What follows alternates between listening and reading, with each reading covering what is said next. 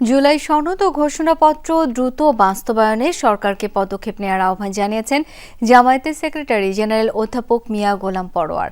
রাজধানীতে এই অনুষ্ঠানে এনসিপি সহ অন্য দলের নেতারা বলেন, ৭১ নিয়ে ব্যবসা করেছে আওয়ামী লীগ, এবার ২৪-এর চেতনা নিয়ে কেউ যেন ব্যবসা করতে না পারে। নির্বাচনের আগে সংস্কার ও জুলাই সনদ বাস্তবায়নের দাবি জানান তারা।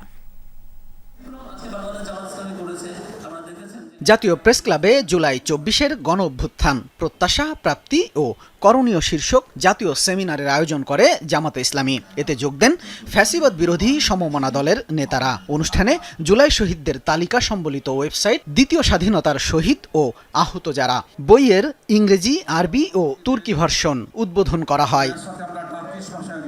আলোচনায় বিভিন্ন রাজনৈতিক দলের নেতারা বলেন, বিচার ও সংস্কারের আগে কোনো নির্বাচন নয়। বিচার সংস্কার ছাড়া ওই হুদা রকিব মার্কা কোনো নির্বাচন এদেশের মাটিতে আমরা হতে দেব না। এমন কিছু দল খালি নির্বাচন দাবি করে ক্ষমতায় যাওয়ার জন্য পাগল হয়ে গেছে। তাদের কিন্তু দলের মধ্যে আপনার চাঁদাবাজ ছাড়া কোনো কর্মী পাওয়া যায় না। এনসিপির মুখ্য সমন্বয়ক নাসির উদ্দিন পাটোয়ারি বলেন, দক্ষিণ পন্থা নামক ট্যাগ দিয়ে দেশে পুনরায় ইসলামপন্থীদের কোণঠাসা করার অপচেষ্টা চলছে। একটি দলের মহাসচিব বললেন, বাংলাদেশে দক্ষিণ পন্থার উদ্ভব হচ্ছে। এটা কিন্তু একটি খতরনাক কথা। দক্ষিণ পন্থার যদি উদ্ভব হয়ে থাকে, বাংলাদেশের মানুষ যদি সিজদার মাধ্যমে খুনি ফেসিনাকে বিদায় করতে পারে, আপনাদের সমস্যা কোথায়?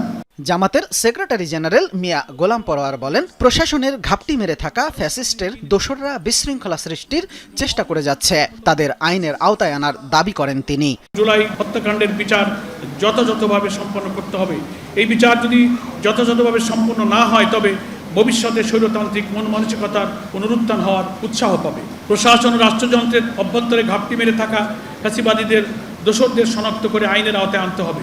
বিচার সংস্কার ও জুলাই সনদ নিয়ে ষড়যন্ত্র হলে কঠোর আন্দোলনের হুঁশিয়ারি দেন ফ্যাসিবাদ বিরোধী সমমনা দলের নেতারা। জালিমের বিরুদ্ধে যারা জিহাদ করে, আল্লাহ রাসূল সাল্লাল্লাহু আলাইহি ওয়াসাল্লাম তাদেরকে শহীদ হিসেবে আখ্যায়িত করেছেন। শামীম রেজা, যমুনা নিউজ, ঢাকা।